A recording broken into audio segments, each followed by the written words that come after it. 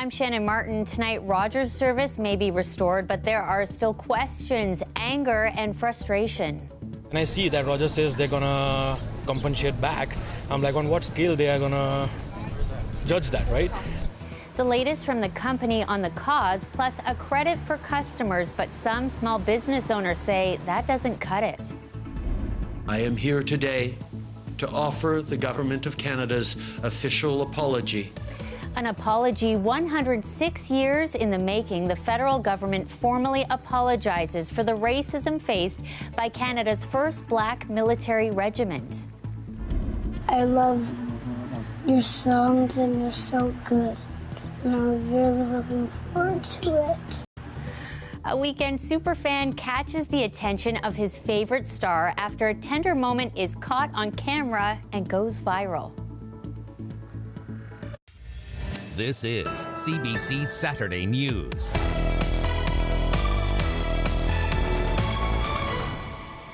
Hello, thanks for joining us. Service is now restored for millions of Rogers customers across the country after their internet and phones cut off without warning. Just a few moments ago, Rogers president and CEO says they've narrowed down the cause. Farah Morelli with our top story. On the streets of Canada today, a collective sigh of relief. What was your reaction when you got your service back? Yay! Happy. Yeah, I wasted a lot of data yesterday. But for others, too little too late. This family drove 8 hours to see The Weeknd, a concert that was postponed because of the outage. It kind of sucked, yeah. It felt, I was heartbroken, for real. I mean, luckily it's a beautiful day. Maybe I can go a few more hours without television, I'm sure. For some, the outage continues. Dina Penn's internet still hadn't returned Saturday. I think the majority of us, even if we knew that we'd be out for another 10 hours, if they told us it might be another 10 hours, then we might be able to accept it a little bit more. Today, a clearer picture of just how this happened. In a statement, Rogers said, quote, "We now believe we've narrowed the cause to a network system failure following a maintenance update in our core network, which caused some of our routers to malfunction early Friday morning." It said, "We disconnected the specific equipment and redirected traffic, which allowed our network and services to come back online over time as we managed traffic volumes returning to normal levels." But the company's proposal to now buy Shaw Communications, it's prompting questions about just how much power the big three telecom companies wield and how much incentive there is to even prevent this from happening again. This is the nightmare scenario where too few companies have too great of a level of control over our online digital destiny. And so this is exactly what the Competition Bureau has been warning us about. A company like Rogers, I think we were reminded yesterday, is effectively too big to fail. And when it does, bad things happen. Today, questions about compensation, too. It would be nice to see some form of reimbursement, not just for the individuals, but I don't know how you put a dollar value on it, but the companies and businesses lost out. Today, Rogers warned that scam messages were circulating, claiming to offer compensation from the company for the outage. It says that it will be proactively crediting customers, but it won't require any action on their part. It says it's something that will happen automatically. Farah Morelli, CBC News, Toronto.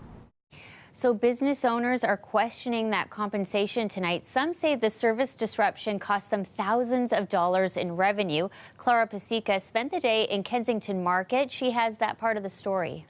Here in Kensington Market, home of dozens and dozens of small businesses, Friday's outage wasn't just an inconvenience. It cost them thousands. At restaurant Riki Tiki, manager Loveleen Rajput explains just how much the day cost. Overall, I think from yesterday, if I just tell you approximately, usually the Friday nights would happen, I lost like 17 to 18,000. Yeah, and like 10,000 from dining and stuff, people coming in. But because yesterday they can't, we are not accepting credit card, debit cards, only cash. That's 10,000 from that, and like 8,000 from online web, like Uber Eats, Skip, DoorDash from that. So it's like really a bad day for us yesterday. As a newer restaurant, it left Rajput worried about the impact on customer retention. Because it's a new business, so we have people coming in, we are making new customers. And yesterday when we are saying to the tourists and to the other people that we can't accept their cards, and we feel really bad because we don't want to lose customers. Michael Viglione, owner of the shop Kid Icarus, says the opening scramble was costly. Sales were a little difficult. Some people did have cash on them. We usually get a rush of people trying to buy some greeting cards when we first open. So unfortunately, we did lose a bunch of those. The ATM machines were down around here. And the first half hour wasn't so good. Divyesh Patel says Carlos House of Spice is now out of stock of several items from deliveries that couldn't be coordinated, and restaurant orders went nearly out the window.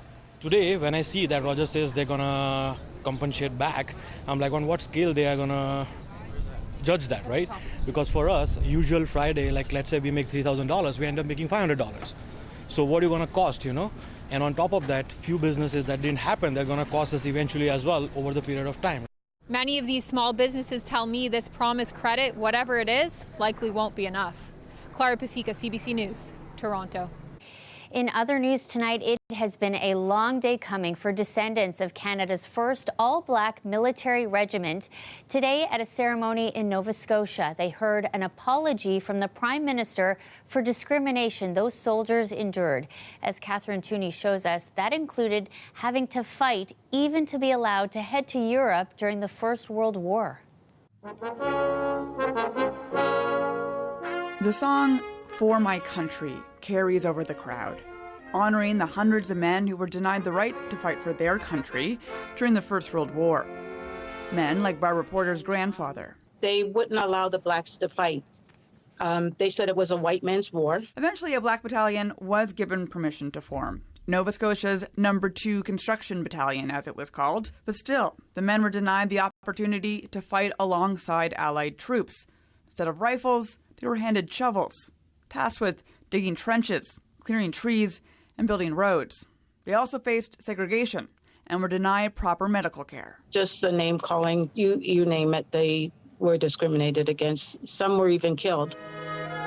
Today, an attempt to make amends with an official apology from the Canadian government. For the blatant anti-black hate and systemic racism that denied these men dignity in life and in death, we are sorry. An apology appreciated by this speaker, but with a challenge to Ottawa to do better to fight racism. We must know that on this day, on July the 9th in Truro, Nova Scotia, a commitment was made on behalf of this government to make a difference. That cheering punctuated the day, along with song and poetry. A hero celebration for the No. 2 Construction Battalion, 100 years in the making. Catherine Tunney, CBC News, Halifax. Closer to home, police are again asking for help identifying a man wanted in connection to an attack that happened at a TTC subway station. Officers releasing a photo today. Thursday, just after 11 a.m., police say a man ran up to an 85-year-old woman and began punching her in the face. She was taken to hospital with serious but non-life-threatening injuries. If you think you recognize the man, police want to hear from you. And in North York, police have identified the victim of a homicide as 18-year-old Optin Abdini Sinubari. He was killed early Friday morning near Finch and Dufferin. Police say a large group of people had been partying at a nearby lounge when a fight broke out and the young man was stabbed. They're asking for any witnesses or people with video footage to come forward. The family of a 28-year-old man killed by police has filed a lawsuit over his death.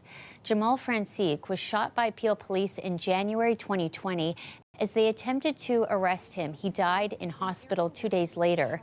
Last year, the Special Investigations Unit cleared officers of any wrongdoing. The SIU said in its report that police were investigating Francique for allegedly dealing drugs and possessing a gun. His family alleges police used excessive, unnecessary, and unlawful force and say their son posed no threat to officers who did not see a gun or weapon on him. The family is seeking $101 million in damages.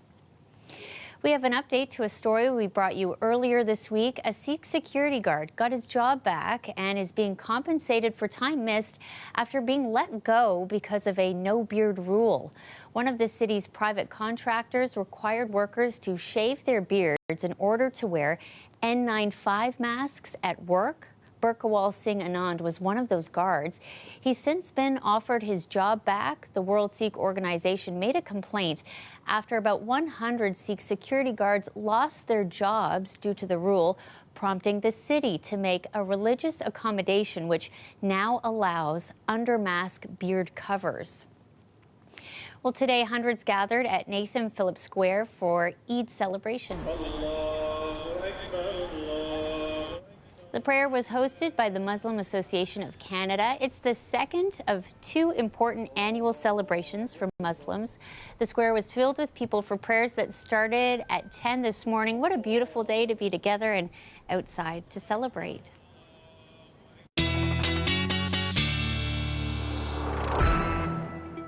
And that's where we bring in our good friend. Sophia's here with the forecast. Yeah, it feels like summer out there, and it just feels so good to be in the sunshine. Oh, it does, Shannon. Hello, Eid Mubarak, everybody. It is the kind of weekend that we hope for, right? Brilliant, beautiful sunshine, seasonal conditions, really high UV index, though. It's at a 9 right now.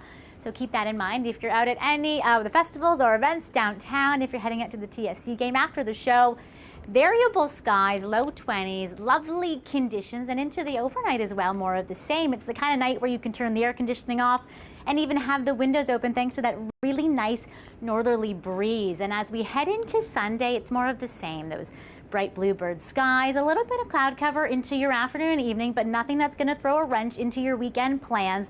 Little bit of humidity for Sunday, but Monday is the day I want to draw your attention to because it will be hot and it will be humid, feeling like the mid-30s across the board. And what you really want to know about is when we are finally going to get rain. Does your grass look like this? Could you call it more like hay? We'll explain the thunderstorm icons in your forecast for Tuesday when we return and talk about who's going to get rain or maybe even some storms early in the work week, Shannon. Definitely have a yard full of hay right now. Thanks, yeah, Sophia. Me and you both. We'll talk to you soon. Well, a celebrity basketball game for a good cause is underway this hour at the University of Toronto, and we're heading there now live. Dale Munuktuk is courtside. Dale, a lot of big names taking part tonight.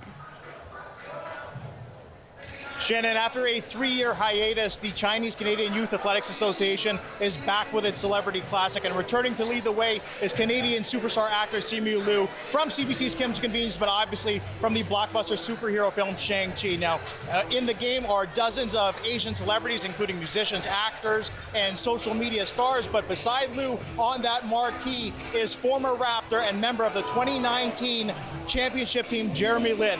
Lin's basketball story, from playing at Harvard to his meteoric rise in the NBA in 2012, which included a game winner right here in Toronto. That story has always resonated with the Asian North American community, and something that he's been very, very proud to lead the way on. So many parents are bringing their young children here, and like when I was growing up, this stuff did not exist. Like no parents were bringing their kids to basketball games or to celebrity games and be like, you could be an actor, you could be an athlete. Like that was so far out of the realm of like possibility. Lin talked about how important it is to increase representation so that the next star player or star actor not be looked at as the next Jeremy Lin or the next Simu Liu, but instead is free to be themselves. But we know so is fundraising. So what will the money be used for? So they are fundraising for the Jeremy Lin Foundation, which has been increasing awareness around anti-Asian racism throughout the pandemic. They're also raising money for the CCYAA, whose goal it is to increase access to sports for the Asian Canadian youth. But as you'll hear from one of its board members, this really is about breaking stereotypes and following your dreams. Sometimes you have to shoot your shot, and sometimes you have to break barriers, break down what people think you are supposed to do and follow what it is you want to do. And sometimes that could be athletics, that could be the arts, and that's why an event like this is, for us, so important.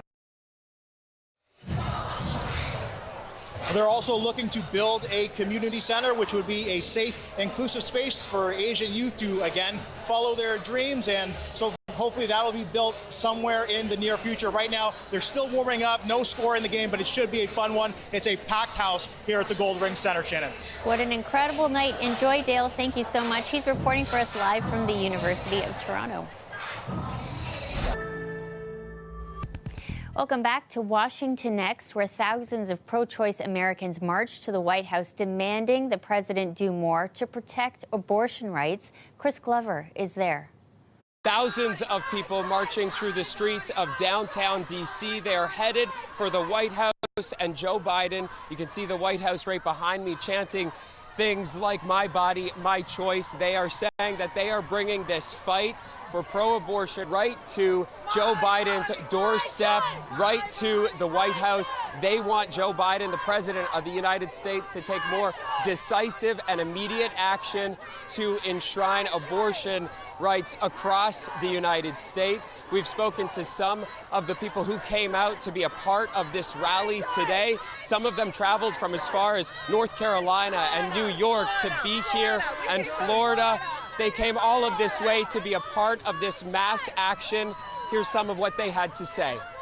For me, my entire adult life, abortion has been legal, a right of women, and to have it taken away is just, I fear for the younger generations. I came from New York because women are losing their rights. That's not okay. It's 2022. What are we doing? Yesterday, Joe Biden signed an executive order protecting travel to get an abortion, and he also tried to expand access to medications for abortion, but still many in this crowd say that that's not enough. Plus, next week, the House is expected to vote on a bill to legalize abortion. It's likely to pass in the House, unlikely to pass in the Senate, and that is why so many people here are asking for Joe Biden to take action. We spoke with some of the organizers of today's mass action.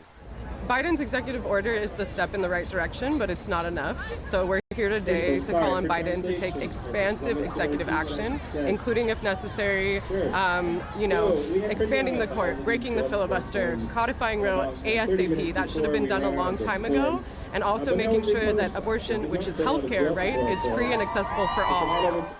And many people here in this crowd say that that is exactly what they are going to do in the November elections, vote for pro-choice senators so that they can try to combat this issue. But they say while they continue to raise their voices at protests like this in the weeks ahead, they still want Joe Biden to take that more decisive action and to take it now. Chris Glover, CBC News, Washington. Well, heading overseas now, Sri Lanka's ongoing political turmoil saw protesters storm the president's official residence. And when the day was over, a government statement said he would resign this week. Thousands gathering, demanding that resignation. Police could not hold them back. Social media showed them walking through the ornate building. The president was not there. The prime minister's residence was stormed as well. The country's been in economic crisis for months. Inflation is now above 50%. The government is currently seeking a $3 billion bailout from the International Monetary Fund. Stay with us. We have much more ahead. So the Rogers service disruption caused a lot of headaches and some heartache for fans of the weekend. The Toronto superstar had to cancel his show last night at Rogers Centre. Thousands had already shown up when they got the news, and that included 6-year-old superfan Phoenix. He and his dad had been counting down the days until the concert. Phoenix was a little upset, and someone captured a tender photo of the pair. Well, that caught the attention of The Weeknd himself. He retweeted the photo, writing, "Can someone please find him for me?" Well, you can imagine how the story goes from here. Lots of retweets and messages. Phoenix and his dad posted this video last night. So, if you were able to talk to Abel, what would you say to him? I would say that you're the best artist I know, and that I love your songs. And So far, they've not had any direct contact with the weekend just yet, but Dad says it's been an amazing 24 hours and a little overwhelming, too. The love that these people have shown Phoenix, trying to connect him with the weekend, and just selfless acts, just these people going out of their way to tag him and get him in contact with this artist that Phoenix loves so much. It kind of rocked us a little bit. Still maybe a little bit taken back by it, just kind of navigating through it, but it's, yeah, we're very grateful. Phoenix is hoping for an autograph and maybe a photo together. Fingers crossed, buddy. There's no word yet when the show will be rescheduled.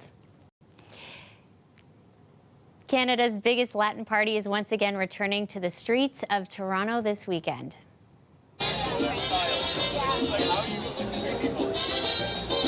100,000 salsa lovers are expected to attend TD Salsa on St. Clair in Hillcrest Village neighborhood. Once again, CBC Toronto is a proud sponsor. The two-day party features Latin music, authentic cuisine, and free dance lessons. Earlier this week, I had a chance to speak to one of the hosts of the festival. Talked about your memories growing up as a kid and coming to the festival. What does it represent to you personally, would you say? Personally, for me, I think it's a chance to be proud. I think for so long, different immigrant communities were maybe afraid to share their cultures, or you felt ostracized by your food or by your music or your language. And I think the special thing about TD Salsa on St. Clair is that it does show that there's such a big interest in Toronto for people to learn about different cultures. And it's really cool to see 100,000 people on the streets. Not everyone's Latino, but they're dancing, they're singing along, they're eating our food, they're embracing it.